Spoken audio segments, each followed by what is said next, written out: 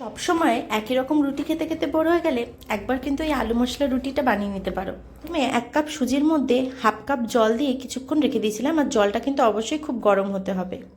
এরপরে 15 মিনিট পরে সুজিটা যখন একটু ফুলে উঠলো তখন এটাকে হাত দিয়ে একটু ভালো করে মেখে নিলাম। এবার এর মধ্যে দুটো সিদ্ধ আলুকে গ্রেট করে নিলাম। ভালো করে গ্রেট করে নিলে আলুটা একদম স্মুথলি এর সাথে মিশে যাবে। তো ভালো করে গ্রেট করে নিয়ে ওর মধ্যে দিয়ে দিলাম অল্প করে চিলি ফ্লেক্স। এখানে আমি শুকনো লঙ্কাগুলোকে একটু ভেজে নিয়ে হাত দিয়ে গুঁড়ো করে নিয়েছি।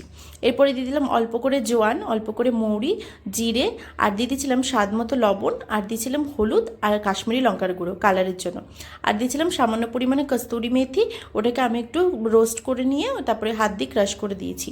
এরপরে ভালো করে সব কিছুকে একসাথে মিশিয়ে নিয়েছি।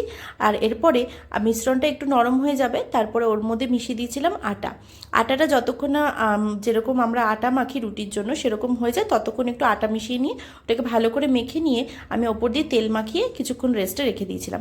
এটা থেকে কিন্তু তোমরা লুচি বানিয়েও খেতে পারো, কিন্তু আমি আজকে রুটিই বানাচ্ছি। এবার আটার জন্য লেচি কেটে নিয়ে যেরকমভাবে রুটি বেলে ওরকমভাবে বেলে নিয়ে একটা তাওয়াকে ভালো করে গরম করে নিয়ে রুটির মতো সেঁকে নিলাম। ব্যাস, তাহলে রেডি। একবার কিন্তু এরমভাবে আলু মশলা রুটি বানিয়ে খেয়ে দেখতে পারো। আশা করি তোমাদেরও ভালো লাগবে।